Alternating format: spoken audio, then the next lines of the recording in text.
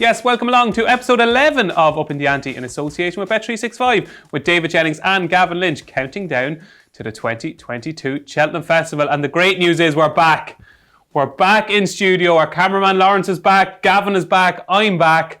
We are here, Gavin. It's just not the same remotely, is it? I suppose not, no. No. I like to be here beside you, good keeping an eye on you. Yeah, good to see you. How have you been? Grand, yeah. But you're a nuisance. I'm a nuisance? Nuisance, yeah. Oh, God. I get told that every day of the week. No, I'll tell you in a minute. Okay. But yeah, good to be back. Had to go and do my first cycle on Sunday, which was torture. But got through it anyway, so. I went back football training last week as well.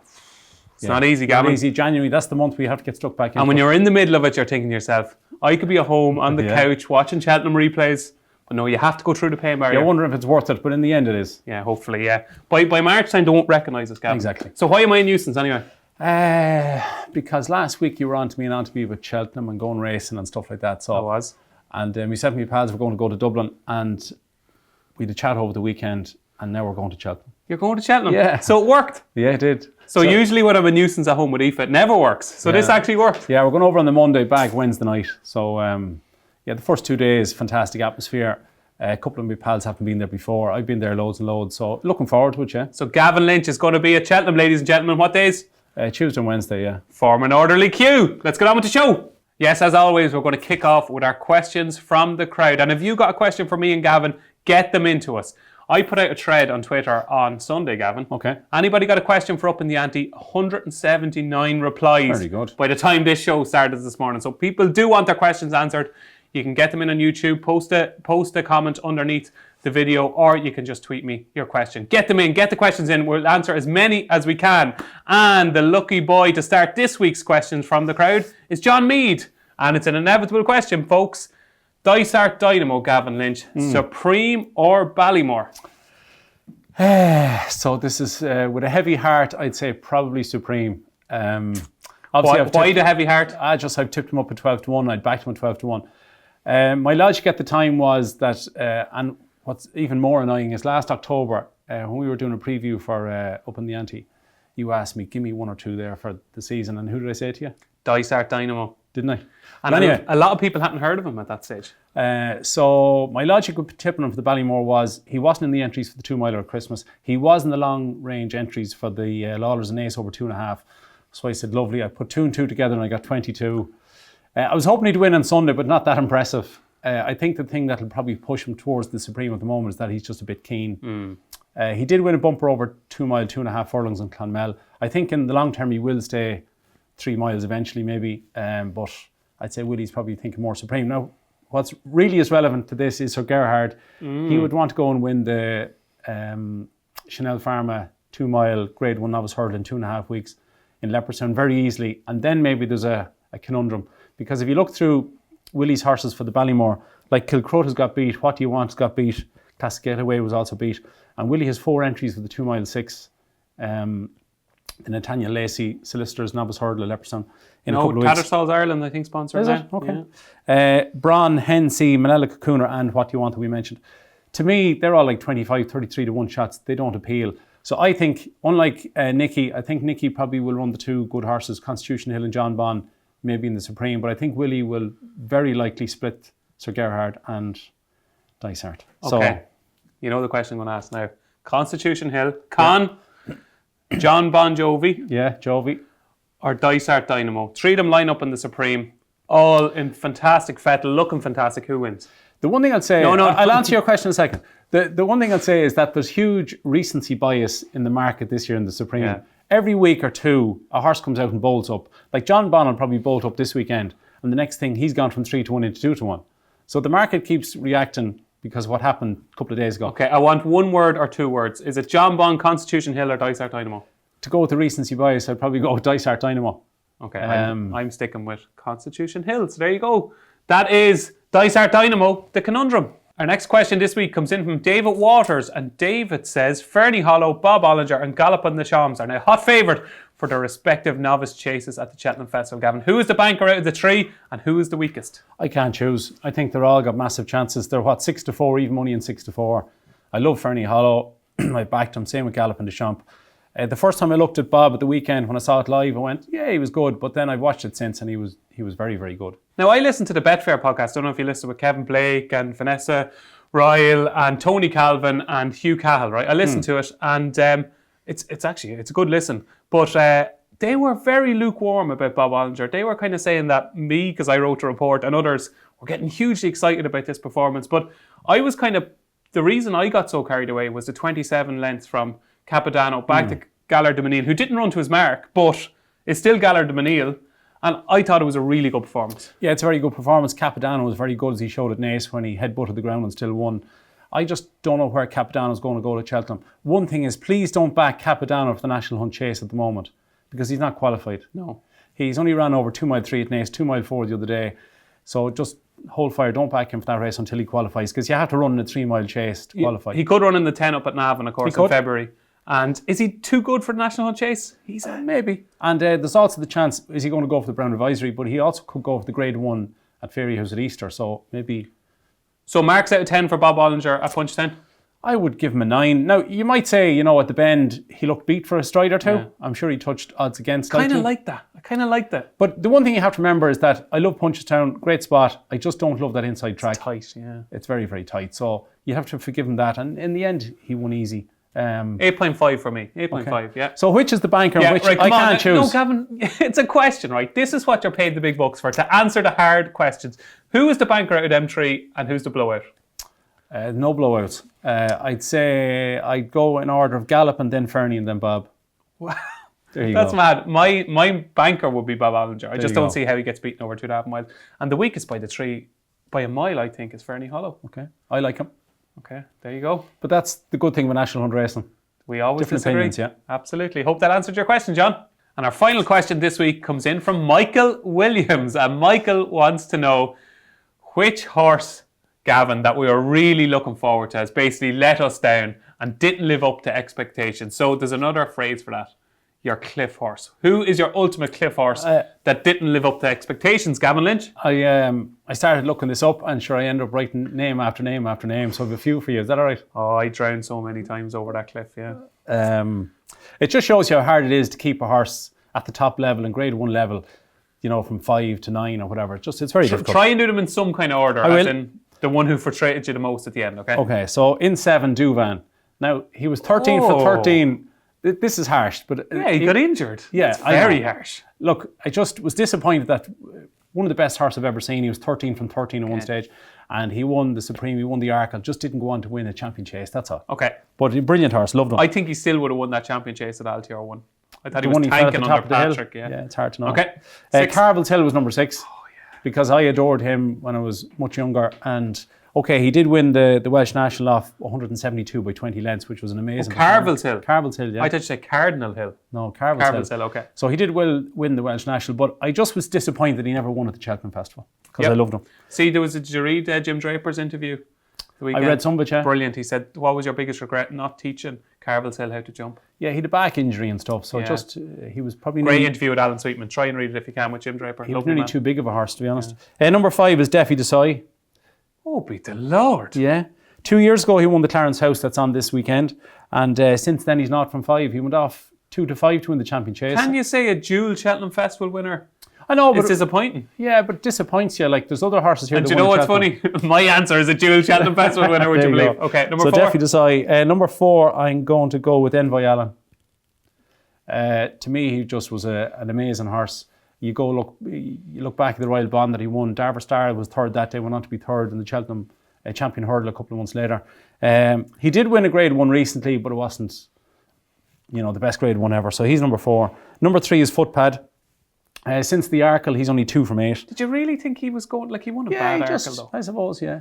He ended up very disappointing. I remember saying Calvados, and was it Petit Mouchoir went off way out in front? Yeah, too fast, yeah. Wow. He ended up pulling up in America last summer, for example, so there you go. Number 2 is York Hill. Had the world at his feet, won the Ballymore, won the JLT, and since then, only 2 from 17. Won the Sky Bet Chase, didn't he? Was it for Lee Westwood? Yeah. So 2 from 17 since then. And number 1 is Sam Crow. And he's my number 1 as well. Is he? Yeah. Oh, I hate criticising Sam Crow, but I know. Poor old Sam Crow. Look, he looked up the world at his feet. He won the Ballymore. Since then, all he has won is 3 out of 16. He won a beginner's chase. He won the Marsh, fair enough, which is a good run. And then he won a grade 3, I think, in Killarney. But overall, you'd have to say very disappointing. And to be fair to the horse, because if he's watching, he could be watching. He could, yeah. We're big Gardner's fans of each televisions other. in each of the stables. So to be fair to him, he's had serious problems. Really, really serious problems. Niggling little issues that constantly stop him fulfilling his potential. But what I will say is, and Michael O'Leary said this to me, when I interviewed Michael and Eddie before last Christmas, Michael said something to me, and I think he's right. He said Sam Crow has not been the same horse since he fell at the third last or second last at Punchestown. Okay. Do you remember himself and Mellon fell at the same hurdle? Yes. So he's after winning the Ballymore. Now he idled a bit when he got to the front of the Ballymore, and some people weren't as blown away as others. But that day he fell at Punchestown, he thinks that kind of knocked the stuffing out of him, scared him, and he doesn't think he's been the same horse since. Okay. And that was even when he was still at the top when I interviewed him. So I just thought it was a very interesting point, but I thought Sam Crow was the next Arkle. Yeah, he looked to be a superstar and it just didn't pan out that way. But it just shows, as we said earlier, how hard it is to keep them at the top level for years and years. Absolutely. What a great question. Yeah, great question. Brilliant question. That was your questions from the crowd. Yes, folks, it's time for the week that was. Yes, where Gavin Lynch gets to tell you all about the horses who have caught his eye over the last 7 days. Where are you starting, Gavin? Starting on Wednesday in Leicester with Dusart. Oh, Lord Lantern Jesus. Well, Your go pal. on, hit me where it hurts. This was over 2.6. Not impressive. He was a bit slow at 1 or 2. He jumped out to his left. He has a big engine that he showed at the end. He beat Sail Away by 5 lengths. Sail Away is only rated 135. I think he's a work in progress. I think this time next year he's going to be a nice horse. Yeah, over 3 mile 6. 3 mile. Like left-handed in a year's time. I put him up for the Arkle after seeing him schooling. Yeah. And the day I seen him schooling, it was ping, ping, ping. He was lovely, just gliding over the top of the fence. And I was like, this is, a speed horse. Yeah. He's not, he's a stare. Yeah, because even when he won over hurdles in Newbury, he looked a speed horse. But he looks When he beat Soaring Dory. But anyway, he's tipped up by me in the Arkle. And all I can do is apologise because he will be winning no Arkle. No, he won't be winning an Arkle. But a horse to keep an eye on. He's 20s for the Brown Advisory, 25s for the Turners. I'd say it'll probably just come too soon for him. Okay, move on. Quick, move on. I'd say he might go to Move on. On to Saturday. We're going to start with one of your Cliff horses, Mr. Fisher. He nearly made it to number 1 in the list earlier. Yeah, oh yeah, and the other list, yeah. Doesn't he look glorious in the mid part of some races? Yeah, he jumped so well, travelled so well. He quickened up. Now, the race fell apart a little bit. He beat Eldorado Allen by an easy couple of lengths. But Rouge Vif and Deputy Sawyer ran no race whatsoever. So he's rated, I think, 160 in the UK. He's 8-1 with Bet365. That's non-runner, no bet. You can get 20s Ante Post for the Ryanair. But he pulled up in the race last year. But he did run very well in the race last year. He ran a cracker. To a certain point, He just made a desperate mistake at top of the hill. But he's good. He's just not great. Yeah, he's just not quite going to win the Ryanair. Yeah. Like, he could be placed in it, couldn't he? Very quickly, I'm in a Liverpool group. 10 of us. We put in a few quid every week. We bank half. We bet half. It was my week last week, okay? First bet, a tenner treble, right? A tenner treble was the first bet, okay? Falco Blitz, 7-1, 1. Okay. Mr. Fisher, 2-1, 1. Right. So I can't remember exactly what, but we got to 300 and something quid going on to Smarty Wild in the handicap chase against Caribbean Boy. Trade at 1.03 and running. Oh dear. To win the guts of 1,500. Oh Lord. Beaten. Second. Sick. Sorry, boys. Continue. We'll move on to the Lanzarote handicap hurdle. Cobbler's Dream did it in a decent time. Won easy in the end by 5.5 lengths. Has gone up £8 from 128 to 136. Connection said afterwards that he may go to the Coral Cup. He's 20-1 for that race. He won a bumper in Cork over 2 mile 3 last year. He's only had 5 runs over hurdles and is now 2 from 2 from a handicap. So he's very, very unexposed. He wears a tongue tie and headgear, but he's very, very dour and honest. He looks a good horse. He has to be a consideration for the Coral Cup. Absolutely, yeah. It looked a very, very good race on paper beforehand, so I definitely wouldn't dismiss him anyway. On to Warwick on Saturday. Brave Shaska. I think that's how you pronounce it. Yep. Which is the Irish for what? Shaska. Shaska. I didn't know. I had to check Google. Shaska 16 or something. Yeah, 60. Well done. Yeah, near enough. And by coincidence, my cousin Fred, who I think you know, he's 60 today. There you go. Is he? Happy birthday, Fred. So Brave Shaska, only 4 ran. Won easy in the end. Beat Sky Pirate. I would love this horse for the Grand Annual. The only thing is that Venetia Williams said afterwards that he's probably going to run again in February, which means that his rating is going to go up again. I think he got £8. He's up to now 145. Did you like him? Yeah, it's not all about Cheltenham, Gavin. No, I know. There's prize money to be mopped up all over the place. It's actually in the same race last year. Before this race last year, Sky Pirate looked the one for the Grand Annual. It went and won, went up £7 to 152. And he beat on Tukas. Yeah, by a short head. But Brave Shaska, very, very unexposed, only had 8 lifetime starts, 4 over fences, and has now won 3 handicaps in a row. So what's the opposite to lifetime starts? If he just has 8 starts, like starts, yeah, we'll go starts. Yeah, okay. I'll remember that one. Okay, sorry. 3 under through 5. By the way, Brave Shaska is 16th for the Grand Annual. 3 under through 5 is now 10 to 1 for the Brown Advisory, 12 to 1 for the National Hunt Chase. He's now a lovely horse. He's won 9 races out of 9 from 12, so he's very, very good. He jumps lovely. Slightly, you could be picky and say he jumps a dot to his right, but nothing to worry about. Connection said afterwards that because of the jockey, the McNeil family said because of Adrian Heskin, he might go to the Brown Advisory rather than the National Hunt Chase. Why not? Why not, yeah. Give him a crack at it. Why not? It obviously could be a vintage renewal this year with Brave Man's Gain and Gallop in the shop, but let him have a go. Yeah. A good loyalty to the jockey. Staghorn won the 2 mile 5 graded novice hurdle.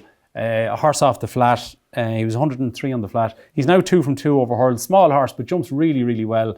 Stays forever because he was a stayer on the flat. So he won quite well in the end. He just wouldn't be for me. I don't think he's good enough to win a Ballymore, but he's 16th for that, 25s in places. Then we're on to the Pertemps qualifier. Your pal. My pal. Sporting John, yeah.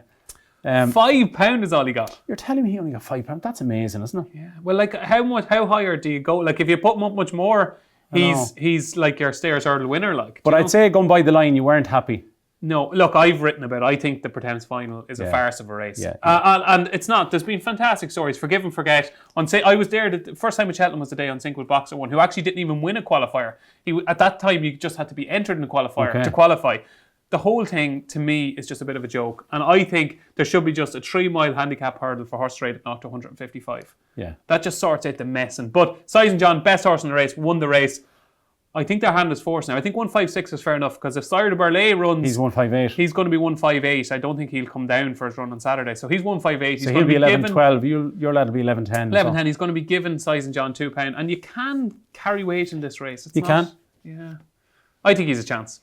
You'd also have to say that if soft ground definitely seems to suit him, doesn't it? And he's going straight there, Sizen John, which is fantastic because I think he goes best fresh. Do you think he'll go there instead of the stairs, yeah? I think if Champ runs in the stairs, he'll go to the Pertemps final. Yeah, I'd say you're right. And obviously Philip Hobbs got Time Hill as well. So. Yeah. On to Punchestown on Sundays, 2-star performance that we've mentioned already. Dysart Dynamo, 10 seconds quicker than the 2 mile maiden hurdles, but allow for the fact that he carried £10 less than they did, just to keep it in perspective. He's 4 to 1 for the Supreme, 5 to 1 for the Ballymore. As I said, it'll come down to, for him to have any chance of going to the Ballymore, so Gerhard would want to bolt up at the Leopardstown Racing Festival, or the Dublin Racing Festival, in a couple of weeks. And we'll see, but I was very, very impressed by him. It'd be lovely to get into the mind of Willie Mullins, wouldn't it? Yeah. Imagine being inside the mind of Willie Mullins for a day. Yeah. I'd say the fact that he's a dot keen will send him maybe to the Supreme, as we said. Bob Ollinger was 23 seconds quicker than the handicap chase won by Fahan, but keep it in perspective again is that Fahan is rated 90. So you'd want to be beating horse of that calibre by a decent time. We mentioned that Capitano's not qualified for the National Hunt Chase, so don't back him for that. But Bob Ollinger, 10 fences, 3 were taken out in the back straight because of the low sun. But he jumped definitely better than he did in Gorham Park.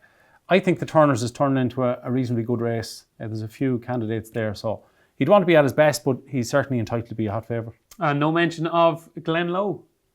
No mention of Glenn Lowe. To me, his jumping was poor. I think he's rated 135 in the UK. He may still get into the Kim Muir, but I wasn't enamoured by him. He's off the list. He is for the minute. He just didn't do enough. Yeah. I thought he'd quicken more than he did, and his jumping was poor. So I think it was Icy put up on Twitter. He's been in so many trackers that they exploded.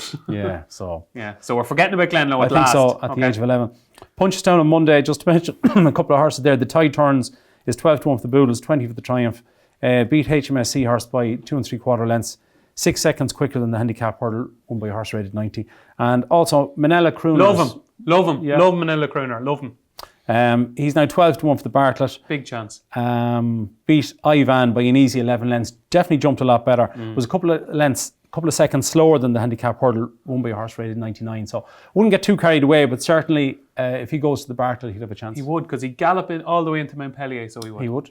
Yeah, he would. He'd gallop to the Queens and wouldn't stop. He just keeps going. He does. Yeah. That's the week that was. That was the week that was. So each week here on Upping The Ante, we preview one of the greater races at the Cheltenham Festival. And this week it is the turn of the Ryanair Chase. And it's a one-horse book at the moment. 7-4 favourite with Bet365 is Allaho. It's 4-1 Energamine, who looks like he is obviously going to go for the champion chase. And then there's a whole load of them on 8-1, taking in the likes of Fakir Didare, Asteria Phalange, and Tornado Flyer, A Plus Tard, and it's 9-1 bar. Gavin, Allaho, yes. Where are we? Is he in your top 3 bankers of the week? Where is he? He's up there. If you're doing multiples and you have an account with Bet365, I would include him in them because it's non-run or no bet. And I think 7-4 is very fair. Is he in a good few of your bets? He is in a few of them, yeah. Very hard to see him beat. Last year for me, he was the performance of the week. He won by 12 lengths. His time was incredible. Even Min couldn't stay out on him for more than maybe 2 miles. So to me, 7-4 is very fair. If I had to pick one, maybe if you wanted an each way alternative, it'd be St. Calvados. Only joined Paul Nicholls this season. Had the wind up last summer. Had the one run for Paul. He was kind of a bit upset with the ride that it got in the King George, to say the least. Gavin Sheehan got there, he was being held up and then all of a sudden he's in front. What do you think he was thinking? I don't know, I suppose the horse was travelling so well, he didn't want to disappoint him. They had gone so fast. Yeah. So that horse is an engine. Like if there was soft ground, if there was a bit of cut in the ground, I know he handles decent ground as well, but if there's cut in the ground, St. Calvados could run wild. The other thing you have to keep in mind about St. Calvados is that in 2020 he was second in the Ryanair to Min, and was a little bit unlucky because Min crossed him. Absolutely. But also, A Plus Tard was third in that race. Yeah. So the only thing is, he's 9-year-old, he's rated 162, Allaho is rated 174, so he's £12 to catch up on. But if I had to pick one, Janadil would have a bit of a chance. He doesn't stay 3 mile. He'd have a bit of a chance. But I thought St. Calvados each way at 9-1 was value. But for me, Allaho. What do you like? I think Allaho will probably win, but I think if you're having a bet now, there's only one bet you can have. Fakir Didare is each way. Okay. He's not entering the Gold Cup. He's going to run in this race. He's solid. I thought he was very good at Clonmel back in November in the Clonmel Oil Chase. He was a little bit very disappointing in the John Durkin, but he didn't jump well. And he's a brilliant jumper and he didn't jump well. To me, he was second in the race last year when I don't think he was at his best either. I think last year was probably a better race than this year's race is going to be. And to me, when you look at Fakir Didare, you say, how is he going to finish out of the first 3? He's 8-1 Bet365, non-runner, no bet. I think that's the way to go. I think he'll go off by 5-1 on the day. Okay. There you go. So we're both Allaho fans. Yeah. And your St. Calvados each way maybe is an alternative. Yeah. And mine is Fakir Didare. That was our quick look at the Ryanair Chase. So what you want to know now is what's happening this week. And if you have plans for Saturday, especially Saturday kind of afternoon/evening, 3:35, Ascot. Gavin, if you're going cycling, forget about it. No, if Amory wants to go shopping, forget about it. Yep. You have got to be near a television screen or else at Ascot for the SBK Clarence House Chase because it looks like it's going to happen. And you know what? There's people on Twitter. There's narky people on Twitter, right? There's really narky people who love negativity, right? And they love to say how it's a disgrace that everything is about Cheltenham and there's other races in the year that nobody cares about. And you know what? I think there will be people genuinely disappointed. I'm not going to name names now. There will be people genuinely disappointed that this clash is going to happen because it looks like Energamine is going to take on Shishkin. And my God, Gavin Lynch, I can't wait. Yeah, I can't wait either. A couple of friends of mine were hoping that it was going to happen at Cheltenham, but sure, it might happen twice. So might happen twice, yeah, why not? But yeah, brilliant race. If they both run to their full ability, which is very high, it could be the race of the season, yeah. So, where do you stand at the moment? What camp are you in? I think that I adore Shishkin. I think the betting is slightly wrong for me. I think 2-5 Shishkin and 11-4 Energamine. This is with Bet365. They're going the biggest price. I think 11-4 is too big. Yeah, but okay. That's factoring in the chance that Energamine won't run. So if Thursday comes and Energamine is declared, Paul Townend's coming over to ride, Shishkin is obviously there with Nico, what way will the betting be? I'd imagine Energamine would be 2-1 and Shishkin would be 4-7, would he? Do you think so? Yeah. I think they'd be much closer together. Do you? Okay. I think kind of 8-11, 6-4 kind of a thing. I'd say you get 2-1 Energamine. Do you think so? There's only £1 between them on official ratings. And one other thing, I went and looked at a few videos this morning and if Energamine is going to beat Shishkin, I think he's a better chance doing it right-handed. It's a very small thing. Shishkin sets himself slightly to the left, and Energamine, if you look at his run in Nace or Leopardstown last year, when he goes left-handed, he shifts himself slightly to the right. So I think going right-handed, the ground is soft at the minute. I did have a look at YR.no to see if there's any rain coming to Ascot, and there's not, which is a pity for Energamine fans. So YR.no says no? Yeah. So the softer the ground, the better for Energamine, because he's just a relentless galloper. You'd imagine he'd be out in front. Going to be a fantastic race. But at the prices, I think 11-4 is too big, Energamine, right-handed. Would you be willing to take a chance now before declarations come out and take the 11-4 Energamine? I would. I'd say he'll run. Yeah. It's going to be some race. Who do you like? I think Shishkin will probably win. I obviously I think the betting is wrong. I think they will get much closer. I think Bet365 are taking a chance. I don't think he'll be 11-4 if he shows up, but I think he will show up. Hopefully, Jacques Persois is on the road to recovery. He'll go for the Coral Dublin Chase at the Dublin Racing Festival, and if that's the case, Energamine goes here, and it's going to be a hell of a race. I just think Shishkin, if you remember Defi Desai in this race a couple of years ago with Undeso, I just think that kind of turbo boost between the second last and the last just might win the day for Shishkin. There'll be a brilliant atmosphere in Ascot anyway if the two of them show up. Can't wait. You've got First Flow and Hitman in there, but obviously the main two should... Tell you, if you're doing a match bet, I really fancy Hitman to finish in front of First Flow. Okay. I think Hitman is a horse we haven't seen the best of. He's not good enough to beat the top two in the market. No. But Hitman will run well. Okay. So your Energamine at the prices? At the prices, yeah. And I'm just about Shishkin. I think he's going to do it. The undercard at Ascot on Saturday features a Grade 2 Mares Hurdle. Gavin, anything you like here? Not particularly. Maybe Molly's Ollie's Wishes, but I see that Harry Skelton is down to ride it on Saturday in Ascot, you mentioned, and he's also down to ride it in Lingfield on Friday. So brilliant card in Lingfield on Friday. Yes. You get a chance to watch some of those races, some great racing on Friday. So Big maybe her. million day at Lingfield. Yeah, maybe her if she shows up here. You've got Western Victory, My Sister Sarah. I think they're possibly beatable. Who do you like? I like My Sister Sarah. I think 2.5 miles at Leopardstown just caught her out. And if you remember, it was kind of towards the inside of the track at Leopardstown. I think 2 miles, 7.5 furlongs at Ascot, where it's going to be a real test. Plenty of front runners in there. I think it'll suit My Sister Sarah, and I think she'll win. Over at Haydock, we've got a champion hurdle trial. Tommy's Oscar, who is a beautiful horse, but he is winning no champion hurdle, Gavin. He's not, no. He's rated 156. I think at the betting at the minute is 4-6 him, 6-4 Hunter's Call, who's rated 11 pounds below. And the other thing is the Hunter's Call is a 12-year-old. So Tommy's Oscar should win. Tommy's Oscar should win. Of course, he's called after this race called after the new one who farmed this race over the years. Yeah. Every time I think of Haydock champion hurdle trials, I just think of the new one. Yeah.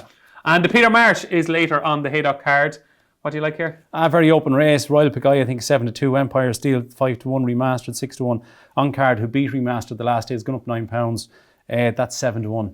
No opinion, Dave. Maybe that each way, but an open race. Who do you like? Oh, Empire Steel. Okay. I think he would have bolted up in the Roll America on December 26th. Was absolutely tanking that day. Fell at the fourth last. I thought he was running away.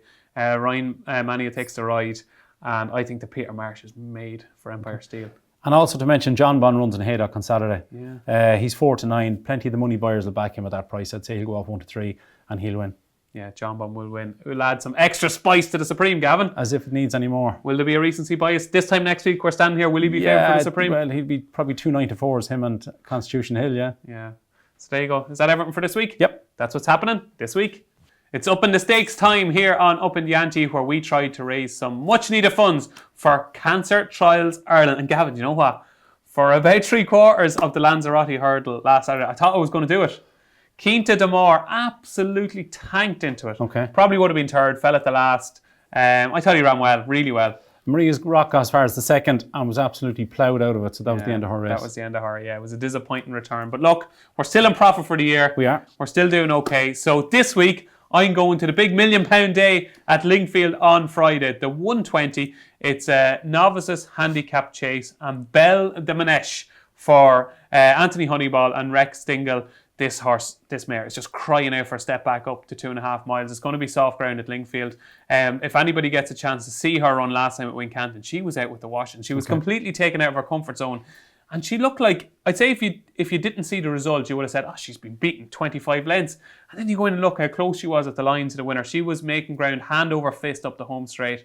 2.5 miles is what she needs. That's what she won over at Wincanton the time before, when she was very impressive when she won by double figures. I'm hoping for about 4-1, 5-1, Belle de Manesh. Winner each way. Hopefully, Bet365, the nice traders will be watching and they'll give us a nice price. So, Belle de Manesh, 50 quid win, hopefully 5-1 for the 120 at Lingfield on Friday.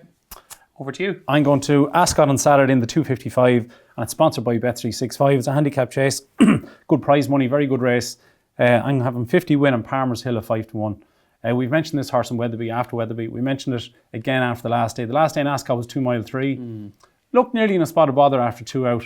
And then if you watch the last 100 yards, it's only getting going. It won very, very easy. So it's gone from 134 to 142. I think that's a winnable mark. The prize money is good. So, yeah, I think 5 to 1 is very fair for Palmer's Hill and Ascot on Saturday. Palmer's Hill, Ascot on Saturday, Belle de Manesh, 120, Lingfield Friday.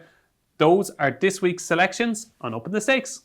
Yes, Gavin, it's the moment they've been waiting for. It is Ante Post Picks time, where we add to our selections for the 2022 Cheltenham Festival. I've heard rumours that people actually watch this part first.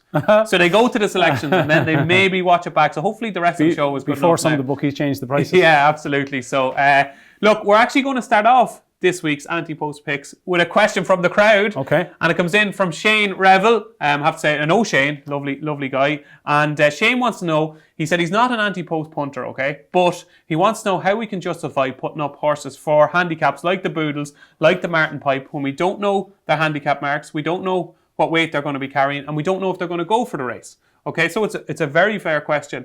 And my theory on it is, Ante Post punting, an awful lot of risks are attached to it, okay? Yep. And as you know, Gavin, you do a lot of Ante Post punting for Cheltenham, and a lot of your dockets you throw in the bin before it even starts. That's the chance 10% is the usual. 10%, okay. So I just think, I'm going to give a few examples. So last year, all season, I thought Antukas was my grand annual horse. It's just a type of horse I like for a race. And then you get, you might hear quotes from trainers, or you might be chatting to them along the way, and you might think to yourself, I think he's going to be aimed at the grand annual. Now, it didn't come off, okay? But he went off a single figure price in the day, and I put him up at 16 to 1 on the show. And I just think you are getting value at this stage in the handicaps. And one of the main reasons why, and this week I'm putting up a horse in the handicap, as are you, a lot of the value in the grade ones is gone. There's no value. You told me how hard it was to find a bet this week. I had a horse in mind to tip up, but he's going to run this weekend, so I'm going to have to wait. Yeah. But it can be hard to find. Like, I spent the weekend trying to think of a horse and I struggled. It's not easy. You've got the grade ones, obviously, the Supreme, very short prices, Fernie Hollow, Honeysuckle. You don't want to tip up horse at even money or 2 to 1. You don't want to, and then you don't want to be tipping up losers either. No, so there's no point really tipping against Honeysuckle unless you think she's vulnerable. So that's my reasoning behind it. I don't know what you think. Is that valid?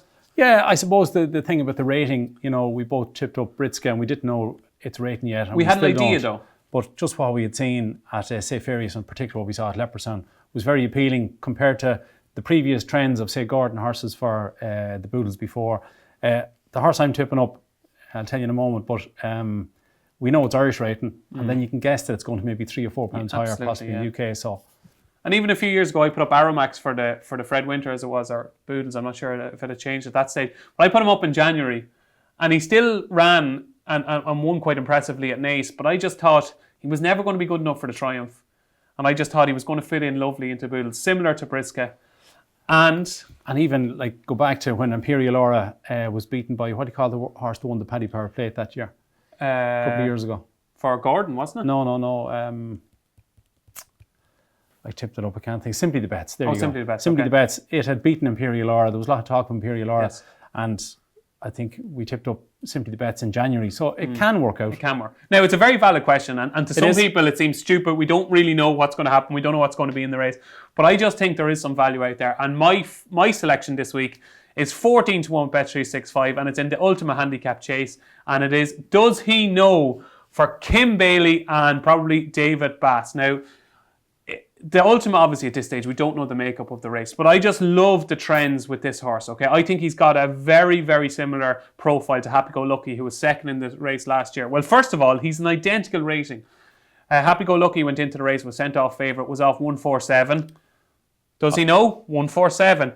Happy Go Lucky was kept fresh from December, the December meeting, to Cheltenham. So he went into the race fresh. I think Kim Bailey said to himself, Happy Go Lucky is really well handicapped off 147, which he proved to be afterwards at Aintree. And he kept him fresh. And I don't know, but I think he's doing the same thing with Does He Know. Does He Know has beaten 3 under through 5. So that's quite strong form at Chepstow. He's been to Cheltenham so many times. Excuse me, both as a hurdler and as a chaser. He was 142 rated hurdler. Happy Go Lucky was only 139.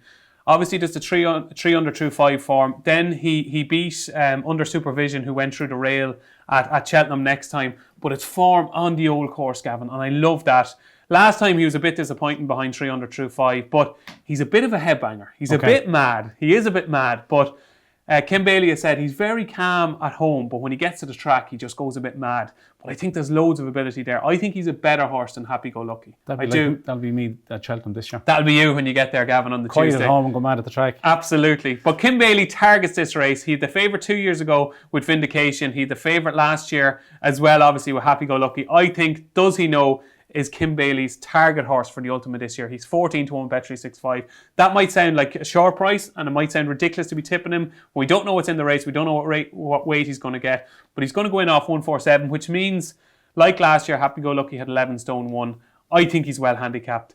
And I think, does he know, we'll go off about 5 to 1 on the day if he turns up. So, does he know, 14 to 1 Bet365 for the Ultimate is my latest Ante Post pick. I think it's a good pick. I think Kim Bailey definitely targets the race. I actually tipped up Happy Go Lucky last year. You did, very Ran a cracker and finished second. So, okay, so over to you. Struggle to find one. I've gone for a horse in the handicap. A bit of a stab in the dark, you might think. It's Echoes and Rain for the County Hurdle. She's only rated 143. One thing you have to allow for, and we've said this numerous times, is that the mare's ratings always look really attractive because they've allowed, if a gelding had the same form as her, the gelding would have a rating now of 150. Yeah. She's got a rating of 143. So one that's maiden hurdle in for what race, Gavin? Sorry, the County Hurdle. 16 to 1, yeah. She could go in the Champion Hurdle. She could go for the mare's hurdle, but I don't think she's a 2.5 miler. She's too keen. So I would imagine the County Hurdle would suit her perfectly. And I think she'd love a huge field. I think Paul would sit her maybe 12th, 14th, well down the pack, and arrive around the outside, tanking, come to the last maybe. But will she get up the hill? Yeah, I think so, particularly if she's carrying the right weight. So won its maiden hurdle in Ace, then ran in the Moscow Flyer that was ran the other day by that Dysart Dynamo one. It was way too keen, tried to make the run, but it faded out of it. Then they held it up in Naas, bolted up. It actually beat Belfast Banter by 8 lengths, who went on to win the County Hurdle by coincidence. That's correct. It was impressive in Fairyhouse, won the Grade 1 in Punchestown, beat Colonel Mustard and Blue Lord, and that's good form. Had 5 runs in 4.5 months, so probably wasn't its best performance of the season, but still won well. This year has been beaten 15 lengths twice by Sharjah. The Morgiana Hurdle, they didn't suit. They didn't go quick enough, jumped badly. And then again at Christmas, she wasn't maybe overly exciting performance. She's beaten 15 lengths again. But I just think that if she goes to a handicap off that rating, she must have a massive chance. And also, I'd love to see Willie Mullins run Saldier in the County Hurdle. He's off 162. He won the Galway Hurdle, I think, off 155. Believe it or not, if he ran it, right now she'd be carrying 10.7. But she's going to get 3 or 4 pounds more than that. There mightn't be a 162 horse in the race. Last year, the top weight, I think, Petit Mouchoir was 155. Ran a cracker as well. So if she goes up to, say, 146 and the top weight was 155, she'd be carrying, I think, maybe 11 stone 3 or whatever. Somewhere around 11 stone, I think she must have a massive chance if she goes for the County Hurdle. You did plenty of digging to find that one. I did. Yeah. Willie has won the race 5 out of the last 12 seasons. So it's a race that he likes to target. A couple of horses that he might have in mind for is Far Out, who has been placed Grade 1 novice hurdle. And Il Fabiolo has had 1 run in France over hurdles. Love him. He ran in Tremor. He'll probably have 1 more, and then he's qualified maybe for the county. So keep an eye on those two. But I've gone for Echoes and Rain at 16 to 1. Great pick. Well found. Echoes and Rain, 16 to 1. A Grade 1 winner. Only rate 143. 16 to 1 with the County Hurdle for Bet365. So that's Gavin Lynch's latest selection for the 2022 Cheltenham Festival. So before we go our separate ways, we're going to let you have a quick look at our Ante Post list so far. And Gavin, I have to say, Galloping the Champs was an inspired selection from you. 7 to 1. But there are people who watched the review show at the end of the previous season and would have saw you tip up Galloping the Champs for the Brown Advisory at 25 to 1. I did. I just wish I backed it at 25 to 1. You're only getting 7s here, though. Yeah. You're only getting 7s. Okay, thanks. But it's a nice list to be looking at. A lot can happen between now and March, but some of them might go straight to the festival as well. Yeah, I'd imagine so. It'll be interesting to see if Fernie Hollow shows up at the Dublin Racing Festival. Charles is also talking maybe Blazing Cal going there, depending if the ground is soft enough. Favourite, yeah. Yeah, so Allegory Devassi, will she go for the Solarina Novice Hurdle? I'm kind of hoping she maybe doesn't, because if she does, and if she wins it, she'll carry a £5 penalty, so I'm hoping that maybe she doesn't. American Mike, will he go to the bumper at Leopardstown against Willie's 2 machine, so that'll be interesting. So That could be a hell of a bumper. the great thing about Cheltenham is that we're talking about it all the time and thinking. You know, when you're watching entries and Yeah, absolutely. So I have to say, passing the line, I was gutted when Sizing John bolted up, but £5 up to 156, tipped up here 20-1, 10-1 now with Bet365. So I'm happy enough. I think he'll go for the Thames final. Silver Forever is now 10-1 from 20-1 for the Mayor's Chase, and Burning Victory. Yeah. Whose form is starting to look really, really good. her jumping was better the last Her time. jumping was better. Tipped up at 33-1 for the Mayor's Hurdle, and she is now 12 with Bet365. So we're getting there, Gavin. Getting there. We're getting there. 8 weeks today. I was going to say that 8 weeks to go today, yeah. 8 weeks today. God, I can't wait. Yeah. And you're going to be there. Yeah. Gavin Lynch is going to be at the festival. So guess what, Gavin? We have reached the end of the show. Episode 11 is done and dusted. Any cycling this week? Oh, very little. I'm still wrecked after Sunday. We did too much on Sunday, but I might do a short one tomorrow maybe. How far did you do Sunday? 80k. Just first time back, it was enough. You know? I know, yeah. My first week back training, you're a lot fitter than I am. Indeed, I'm not. First week back training, I crawled into the bed on Monday night. Crawled in. Yeah. And the thoughts of training on Wednesday is absolute bleh. But you know what I do when I'm running? I think about Cheltenham. Good. It gets me through it. I think about Cheltenham. And we could be talking all things Cheltenham, obviously, next week with Energameen and Shishkin. This time next week, we're going to be standing in this very place, Gavin. Are we going to be saying Shishkin is 1-3 for the Champion Chase? Or are we going to be saying there's a new favourite in Energameen? Don't know. It'll be a brilliant race. They're two top-class horses. I just hope that they both run to the best of their ability and may the best horse win. But it'll be a fantastic spectacle, yeah. May the best horse win. We're keeping everything crossed that Energameen and Shishkin take each other on in a sizzling showdown at Ascot on Saturday. So that's it for episode 11 of Upping The Ante in association with Bet365. I've been David Jennings. He's been Gavin Lynch. Thank God we're back together with our cameraman Lawrence. We'll be back in this place next week, same time, same place. Thanks for watching, and don't forget, if you're having a bet this week, don't forget to gamble responsibly. Only bet what you can afford to lose. Thanks for watching.